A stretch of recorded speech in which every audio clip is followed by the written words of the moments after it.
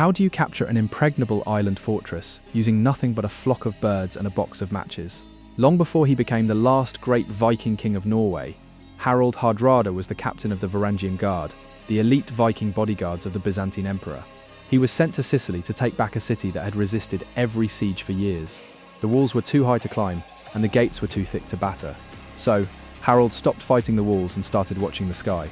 He noticed that every morning, thousands of small birds flew out of the city to forage in the nearby woods, and every evening they flew back to their nests tucked under the thatched roofs of the city's houses. The defenders laughed from the battlements, mocking the Vikings for sitting idly in the dirt.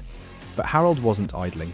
He had ordered his men to spend days catching hundreds of these small birds alive. Under the cover of darkness, Harald's men tied tiny wood shavings soaked in wax and sulfur to the birds' feet.